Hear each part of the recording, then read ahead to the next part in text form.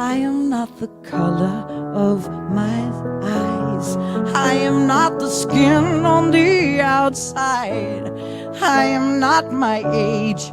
I am not my race, my soul inside. Oh, light. Oh, light. Oh, light. Oh, light. I am divinity defined. I am the God on the inside.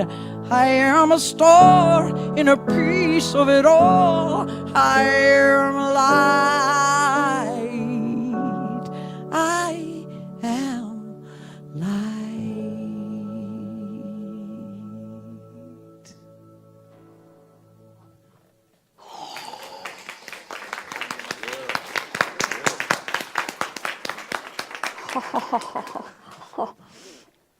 Well, I never thought that there would be a better than the songwriter-artist India R.E., but man, that nailed that for me. The heart, the truth in there. Oh, Leanne reunion. I'm really happy. I'm so grateful to be invited to be with you this morning. There's just no more greater joy for me than to be in the company of other Unity students, those of you who practice a way of living that is on the inside, where we're coming to discover more, and I believe, and this is what today's message is about, embodying that which we are. That's what Divine Audacity is all about. So thank you, Reverend Tony. Thank you for the invitation. Thanks for having a community right here in the heart of Austin. I've been living by a particular mandate. It's expressed in many ways, and one of the ways that I like to express it is through this statement from A Course in Miracles. Today, I will accept the truth about myself. I will arise in glory and allow the light in me to shine upon the world today. Again, today I will accept the truth about myself. I will arise in glory and allow the light in me to shine upon the world today. Now, the Course in Miracles didn't make this up.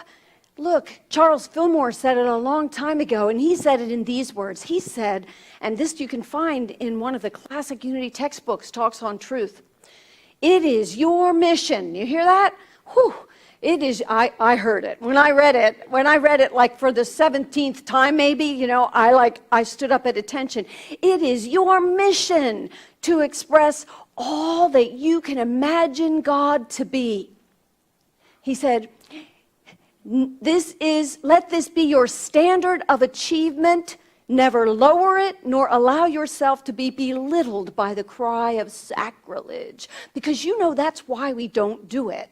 We're afraid people are going to think, well, who does she think she is for being all that, right? That's like the number one reason we hold our light back. So I'll get back to the Fillmore quote. I'm going to start it over. It is your mission to express all that you can imagine God to be. Let this be your standard of achievement. Never lower it, nor allow yourself to be belittled by the cry of sacrilege. You can attain to anything you can imagine. If you can imagine that it is possible to God, it is also possible to you. And then he goes on to say in the next paragraph, he said, this is the law. He said, don't belittle yourself or try to reduce God to try to disprove this law. This is the law. That's pretty big. It got my attention, let's just say, right? And for the last several years, it's been a particular mandate of mine to explore, how do I do that? How do I do that? And really, again, Fillmore didn't make this up. Let's go back to like Jesus, for example, right? So Jesus says, quoting the scriptures that he was raised on, quoting the Hebrew scriptures, let me tell you, that's my word for it. He said, what did he say? Probably verily, verily thee or something. He said, but let me tell you is what he's saying. He's trying to get your attention. You are God's sons and daughters of the Most High, every one of you. As far as I can see, there's nothing in the white spaces between those words that says that there's any exception. You know, so when I try to make of myself some great exception, well, everybody else might be a shining light, but not me, I'm not all that. That's arrogance of a different kind, right? There's no exception to that. And in the Gospel of Thomas, Jesus is said to have said even more clearly, when you see me, you see the Father. Pretty clear. And it's not only in the Hebrew and Christian traditions where we find this truth. Buddhism says every one of us has the Buddha nature. Right? So this is a truth that goes beyond any particular culture or religious thought. It is a truth that is anchored in something that really has been the fodder, or I would just say the catalyst for me to be able to discover and be able to lead from that light in my life. And that is longing. So in a second, I'm going to tell you more about how longing works with divine audacity. But first, let me define divine audacity. So Unity has this incredible message, I am divine. And divine audacity is the radical, crossways with the culture, pretty much, truth principle that says, I am divine. It's not something you find in traditions and a lot of other traditions. This pretty bold idea. So divine audacity is the radical acceptance of and then discovery of how it works and then the living of that principle in my life. That is being spiritually bold, to say, I am not only human. Right? So that's the premise of divine audacity. And what we find when we start to come into agreement with that nature, when we say, I am divine, then we begin to find that there's capacities that go along with that divinity, right? That we're not, in fact, as helpless as we think we are when we're behaving as an only human. Right? We're not helpless. We're not powerless in any situation. We begin to find that there are inbuilt capacities for us to meet the need of any moment. And that's where we begin to live into that boldness of our spiritual nature.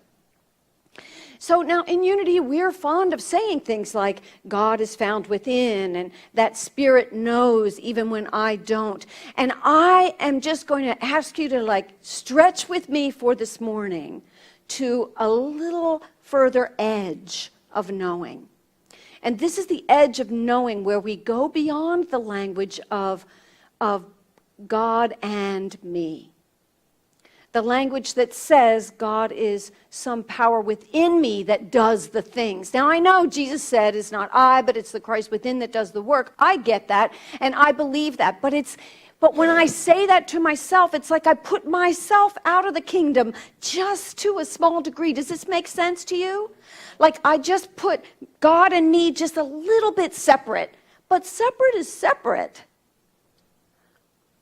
And I have been discovering as I work with these principles more and more that it is the union of my human divinity, my human and divine nature that allows me to fully say, when you see me, you see the Father.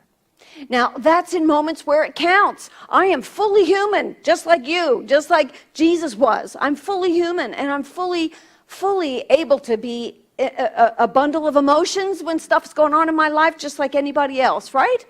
But when I get clear about my nature and when I stand in the state of spiritual realization, and by the way, it's prayer and meditation that allow for that, right? When in the state of prayer, in the silence of meditation, I enter realization consciousness, and the Father and I are one. That power that I have been saying is doing something to me or acting upon me or changing the stuff in my life, or more fun, changing you, right? Don't we love it when we pray for God, change my neighbor, please, right? You know, when we get out of that me and Godness, now I come into only Godness, only Godness. We say it, wherever I am, God is, but God is not a little particle inside of us, nor am I a little spot inside of God. Right? I'm not a part of God like Kentucky Fried, right? I'm not pieces and parts. Can't be that. We are all of the all in the moment when we can realize something of that nature that we need for our life. So if you're the person who just says, well, I'm not God, I know. I don't say it either. I don't say I am God, but I do say all that God is. I am. Do you hear the difference in the way I say that? That I am is my claim. It's my Christ nature claim. It's my divine nature's agreement with that divine nature. And when I can say that, I can authentically claim what I need for the moment. So we have these amazing 12 powers in unity. In divine audacity, I explain each of these different aspects of our divinity, of our divine nature, and how we can activate them through our prayer and practice, how we can utilize them in the moments of our life where we really need them. And it all starts with longing. In unity circles, in prosperity teaching, so often we hear to want is bad. Like to want implies lack consciousness. Anybody got that message? Yeah. Look, it's taught a lot, and it is, in my opinion, it is a sort of a bastardization of the real principle. Because longing is the basis for my experiencing the consciousness that I'm desiring. Longing is the catalyst for me being the light of the world. So the present moment longing is telling us something, right? It's a message about what am I needing. And when I pray with someone else, and we're teaching this in Silent Unity, when I'm praying with someone and they're telling me what's going on and what they want, usually it's outcome based, right? Usually I want this thing to go away in my life, or I want this thing resolved, or I want. And what we're hearing while that's all happening is, what spiritual capacity, if you, beloved, would know that it's yours, would you bring that into this situation and live differently and because you live differently, you become a cause of something wonderful resolving or happening. So it's not magic after all, right? It's not I speak and I ask and then God says yes or no. There's no such God. There's no such God. There's only the very power at work in the moment of my need, that when I connect with that power and I realize it here in the within of me, in my brain, in my body, and in my spirit, and then I use that capacity in my life, amazing things happen, and you've experienced this, no doubt. You already are doing this. But to be able to name it, to be able to say, this is what's going on, I'm fulfilling the law. I'm fulfilling the law of divine nature. I am. The great I am is not something else, not some other. Are you with me? Okay, are we good? So, here's an example from my own life. And the most prime example that I can reach for is a seminal experience in my life. It was a long 9 years of challenge and triumph. And if you've heard my story, any part of it, or if you've read it, because I kind of unzip myself in my books and tell you about me as a teaching tool, right? So let me tell you about my experience with my father, Carmen Martella. So when, boy, a long time ago, it's going to be 40 years next year, my husband and I decided to marry. I treated my family to our own version of Guess Who's Coming to Dinner. That was in 1979, guys, a long while back, where I grew up in a very insular Italian Catholic family. So this was news, right? This was news. Living in a very non-diverse community, I grew up thinking like everybody was the same, right? Because I only knew other kids. Like when I walked home from school on Tuesday afternoons, it was common to smell we called it gravy in Philadelphia, but it's the sauce, the marinara or spaghetti sauce, right?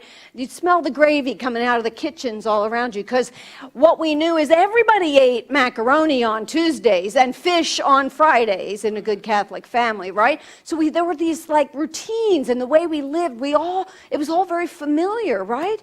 And my parents made the great mistake of letting me out of the house when I got to be around a teenager, right? Because then I started to see, oh my gosh, Catholicism's not the only religion, right?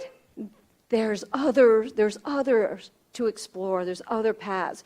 I went on to like wear a sari and chant Hare Krishna. My parents loved that, I'll tell you that, when I lived at an ashram. And then I come home to say, Giles Whitsett, who you've never met because I couldn't bring him home, we're getting married. So this wasn't Linda trying to be audacious. This wasn't me trying to like go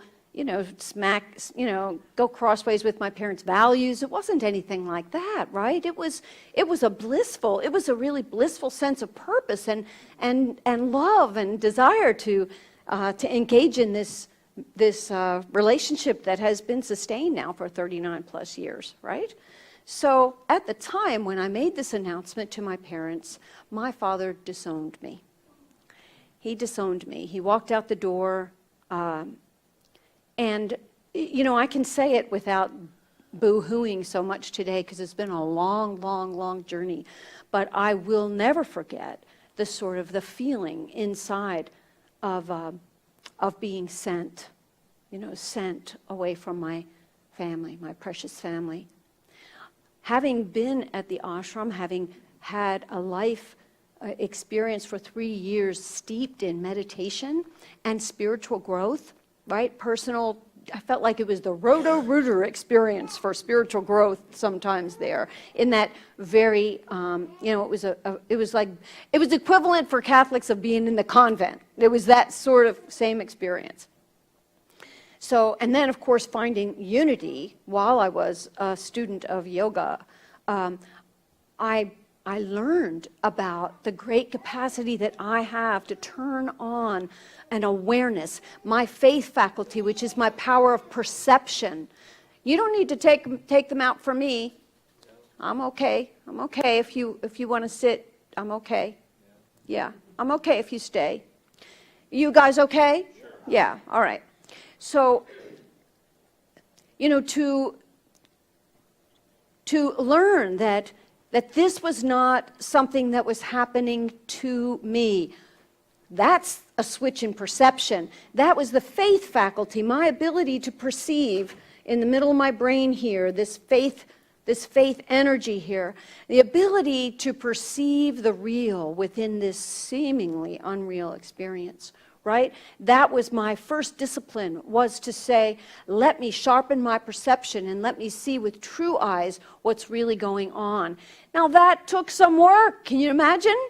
Because I'm operating here with this emotional sort of distance. My dad really kicked me out of his kingdom, right? And then when my children were born, how painful it was that I had no connection to my family. And over those years, you know, I would work with my own mind. I didn't realize at the time that it was my spiritual capacities that were awakened and being brought to bear. But I can look at it today and see exactly what I was developing, the capacities I was developing. Now, these capacities are fully in us. All faith, imagination, understanding, will, zeal, power, love, wisdom, order, strength, elimination or release, and life. They're all fully here. It's just a matter of being aware of them, turning them on in our awareness, right? Activating them through spiritual practice, learning how they operate and how they can be useful to me in the moments of my life ahead, and then practicing that, embodying each of those capacities in a way that I no longer am victimized by the things that are going on in my life. So to go from being a victim of my father's renunciation to being an intact, mature being of my own, well, it took 9 years. It took me 9 years to get to that. And over that journey, there were lots of ups and downs, no doubt about it. I had all the range of human feelings that you could imagine. And yet, I kept returning to the essential spiritual practice.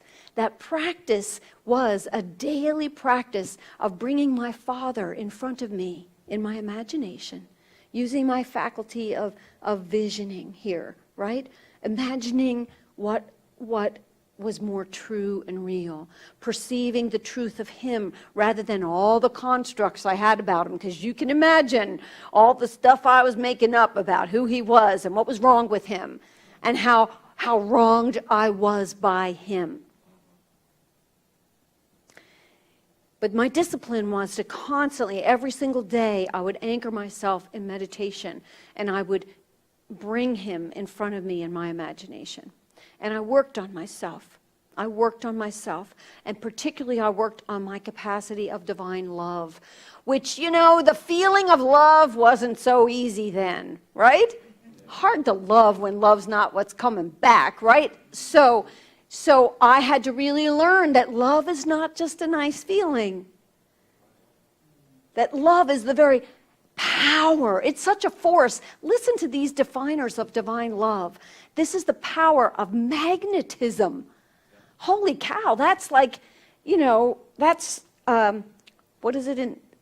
Gravity, thank you. I couldn't think of the word, but I knew the principle. Gravity, you toss something up, it falls, right? Gravity, that force of gravity that pulls everything to it. That's the power of divine love. Just think about when I magnetize my thoughts of my dad, and I hold the most true thoughts about his nature and about what is therefore possible between us, the unity of our purpose, the fact that we were magnetized to each other in this lifetime, that I held to that. And that was the power of magnetism. This is where the law of mind action comes from in unity, that says thoughts held in mind, you know, produce after they kind. It just means that all like thoughts are drawn to that one thought. So the thoughts that I was holding were pretty important, wouldn't you say, for that magnetizing power? Because look, the magnetizing power of love, like all our powers, is pretty neutral. It magnetizes all of it. So if I was into making my father so wrong, and if I was into blaming him and calling him all the names that were their thoughts in my head for sure, but if I were identifying him as that and holding that image, that's the kind of thing I would be fostering. And return to my dad would never have become possible in that energy. Does that make sense to you? That I'd be just continuing the cycle of wrong. So to magnetize my thoughts to that was important. Now here's the other aspect of divine love. This power that is such a force is the power of harmony. Oh, you think my thoughts were pretty harmonious? Much of the time, not. I had so many disharmonious thoughts. I mean, my child was born first disharmony thought, where's my father? And look, he's kicked me out of his kingdom, and yet here's this beautiful being, all that. When things would happen in the family, when I would call home back, I was in Hawaii, my parents were in Philadelphia. When I'd call, back then long distance phone calls were pretty expensive, and I'd call, and if my father answered the phone, he'd hang up on me. Now, my mother didn't disown me, so if she was home, he wouldn't hang up, but he'd put the receiver down and walk away. And maybe 20 minutes later, she'd see the receiver's off the hook. It must be Linda. Yeah, so this was going on all the time through those 9 years. I understood that, I was one of 7 children, and our high school graduation pictures were lining the radiator. Did anybody know that word, radiator, from Philly? Anybody from the Northeast? Yeah, it's radiator, but we called it radiator. We reserved the right to call it radiator. So we had this radiator here, this long thing that took up the whole side of the room, and all of our pictures were posted here. Well, the television was right there. So when my dad would go to watch TV, he'd walk over to my picture and turn it down so he didn't have to look at it, to be reminded. This happened was, I understood, a daily ritual. When my maternal grandmother died and I flew home for her funeral and I walked in the funeral home, my dad walked out the back door. That's how rough it was. And those were only the few instances where I had contact, you see. So I had a lot to contend with, and every time something like that would happen, it would only reinforce the feeling of separation that I had to work quite intently in my practice to eradicate in my imagination. But this is the discipline, the spiritual discipline. When something is rough, when we're having a tough experience in life, that's where spiritual practice really matters, doesn't it? So talk about longing, the longing of my heart to really be pure with my dad was there all along. The longing, at first it was the longing for this not to be our experience, but over time the longing was for me to be in the full state of unity with my dad, such that it didn't matter if I never saw him again. I could be at peace. I could feel whole. And I could appreciate him. Okay, not so easy. 9 years. 9 years I worked at this. I kept bringing myself back to that experience of him, and I started peeling away all the things I thought about him, all the judgments I had about him over time, little by little by little. And so the harmonious thoughts became my practice. Every time I would see that I was thinking a disharmonious thought about him or about myself or about my life, I would through practice, bring my thoughts back to harmony. That's the power of love, the harmony of thought. And then the third aspect of love is unity. Well, that means oneness. So guys, that 9th year, I finally achieved something in one morning meditation where that ritual of bringing my father in front of me bore fruit. In that silence and I had gotten to kindness with him in my thoughts of him and in my experience of him. And all that I knew about him just fell away, and even his age fell away. And what I found in front of me was a frightened little boy longing for love.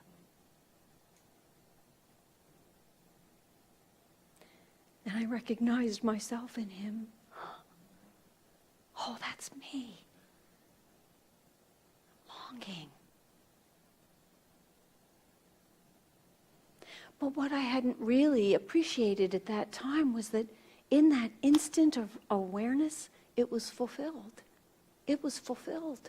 I had found that which I was longing for. I had achieved my ability to embody divine love in that moment where I did not see any longer a separate father, separate person at all. And we were one. So it wasn't really a surprise, although, yeah, it was a surprise. It was a surprise. When just, a few months later, I talked to my father for the first time on Thanksgiving morning in 1987, and he said how sorry he was for years of disconnection. He had kept all the letters I had written him. He sent plane tickets for my husband and I and our 2 kids to fly to Philadelphia for Christmas for the first time. The whole family would be together. Look, it was a healing I had not expected. I had in fact, after that experience with my dad, I came to a resolution that I would be at peace and experience my life as fully whole, that I would bless him and his journey, that if he would never come back into my life, that I could be okay, that I was not going to be diminished by this any longer, and nor would I diminish him in my mind any longer. I came into fullness of our divine nature, he and me as one. And I know I take responsibility for that healing. I take responsibility for my part in that healing, which was to keep my heart open, to be a vehicle of love, to be only love and only that in my thoughts about him. Now, there's a rigor in that most of the time I haven't practiced so definitely in my life. How about you? Are you sitting here thinking about some of the longings that go on with you and how much discipline it might require to get really clear? To get so clear and so dedicated to the practice that you will not be derailed by the crazy complex of thoughts and emotions that go along with a troubling situation, right? But this is the key. We are spiritually capable. Why? Because our nature is divine. Our nature is divine. And the more that I remind myself that I am not just some part of the all, but that this is the truth. The all is, and wherever I am, I'm the all in that moment, in whatever particular way I can need it and call it forth from me and practice it and embody that power. So I can be the perceiving power of faith. I can be spiritual strength. It took a lot of tenacity to persist for 9 years in that discipline. That's our spiritual strength faculty, the small of the back, where we are sturdy and we are capable of it if we would only allow ourselves that and practice a way of living that allows us to embody that capacity. So I'm all for, in our spiritual practice of our powers, to embody them, to find the resonances of them in our body temple, and to practice postures and movements that allow those powers to come alive for us in our bodies, and then not to disclaim them by saying, well, God will do this, or God in me. We say it in all kinds of funny ways. Well, God in me will do this work. Well, wait, I am. I am. This is the great claim that we so often choke on. But it is the claim that when we really claim it, there's nothing more humble. There's nothing no greater potential than when I do that. To stop acting as though I have to almost apologize for my divine identity. Let's think about that in the words that we say. Can we authentically, in a prayerful way, in a state of spiritual realization that comes from prayer, when we can say God is the unifying power of love? No argument there, right? If that's true of God, then I am the unifying power of divine love. Can you say that to yourself softly? I am the unifying power of divine love. Therefore, and this is what Myrtle Fillmore teaches us, because I think Myrtle kick her kick of prayer, her kick of just do it, guys, was the I can. This is realization. If I am, then I can. Therefore, I can stand in oneness with my Father, who is not separate from me. I can stand strong in strength. So I want you to get in touch with your own personal longing. Just a present longing, a present moment longing. Something that you might ask for prayer support around, for example. That's a longing of your heart. And just get in touch with that as we move in the direction of a meditation experience where we're going to work with that longing through this beautiful song. Let's come into awareness. So take a breath. Take a breath.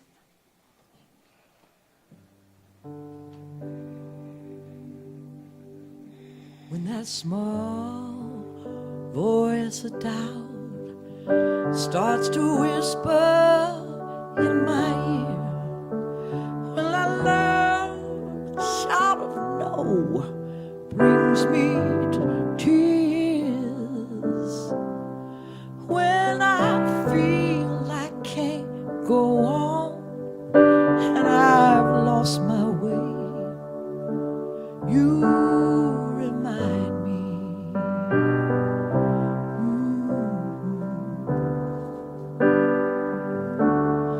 All I ever need is here inside of me. All I ever need for this life is here inside, here inside, inside.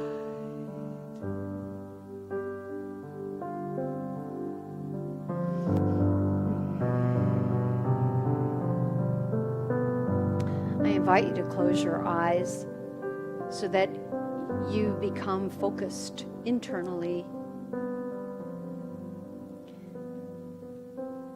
Notice your breathing. Sit in such a way that you can be relaxed and yet alert.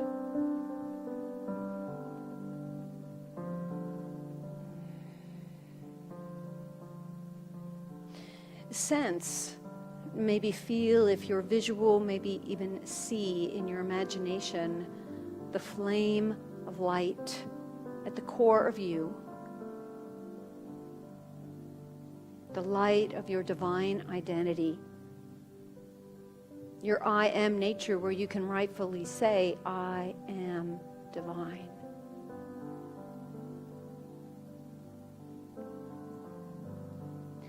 Now imagine the glow of that light as it spreads throughout your body temple, and it touches every point of power in your body temple as it stretches out to the borders of your body.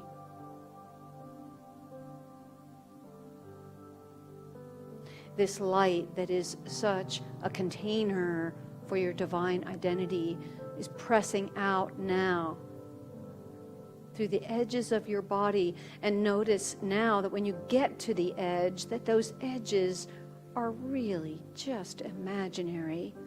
That in fact the permeability of your own skin allows things in and out, atmosphere, substances in and out. So just in your imagination, just slightly, gently erase those borders.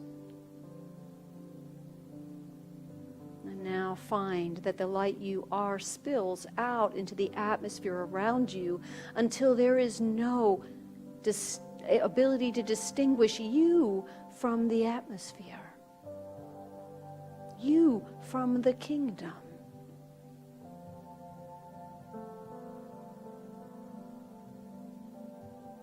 And here in this vast environment, this atmosphere is peppered with all spiritual power, with all that we could ever need for any moment of our life, for a whole lifetime and beyond. And not just in a little bit, all that could be of it is all divine ideas, all possibilities. And so I have dispelled any notion of being limited, being small, being separate at all. Wherever I am, God is. Wherever I am, Godness is.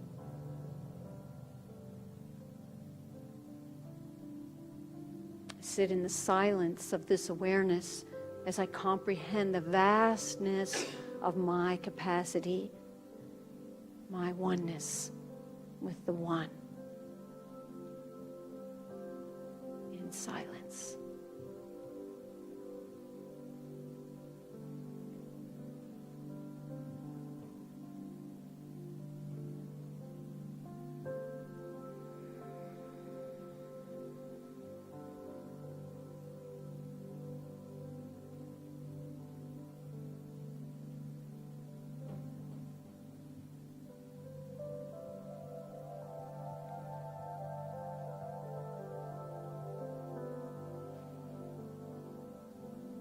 In this vast awareness now, become conscious of your own particular longing in this moment.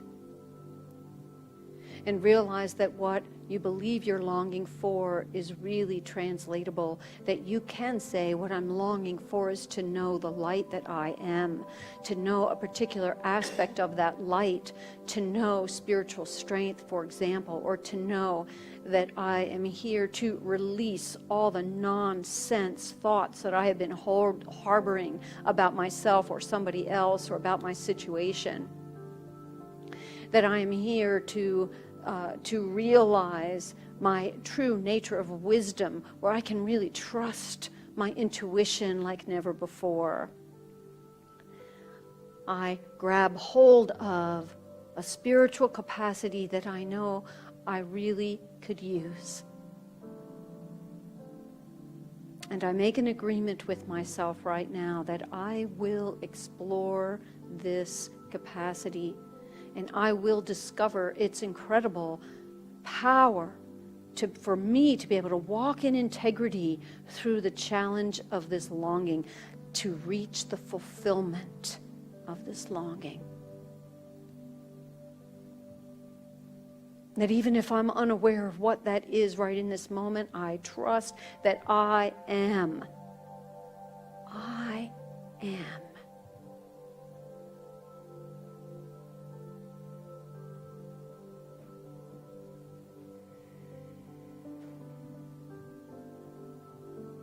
Already I am relieved of the burden of carrying this disharmony or this challenge in me, because I know that I now have a clear path of prayer, of practice.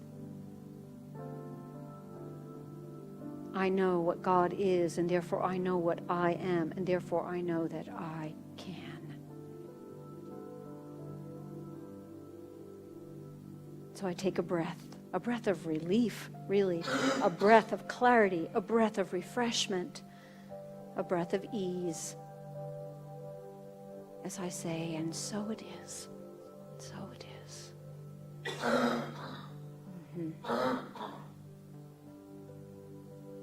So as you open your eyes, I'm going to say this one more time and invite you afterwards to say it with me. Today, I will accept the truth about myself. I will arise in glory and allow the light in me to shine upon the world today, phrase by phrase. Today, I will accept the truth about myself. Today, I will accept the truth about myself. I will arise in glory and allow the light in me to shine upon the world today. If you're able, will you stand so you can really belt it out, so you can say it with your whole body and being, right? Today I will accept the truth about myself. Today I will accept the truth about myself. I will arise in glory, and allow the light in me, to shine upon the world today. Amen, amen, amen. You're wonderful. You're wonderful. Thank you. Thank you, guys. Thank you, thank you, thank you. Oh, my goodness. Thank you.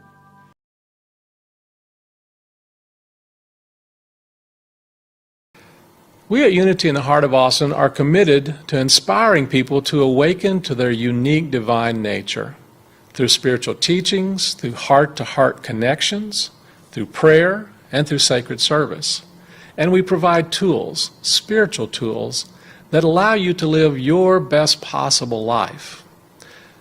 I'm Reverend Tony Roebuck, minister at Unity in the Heart of Austin, and I truly hope that you are inspired by and that you are transformed by, you enjoy this week's spiritual message.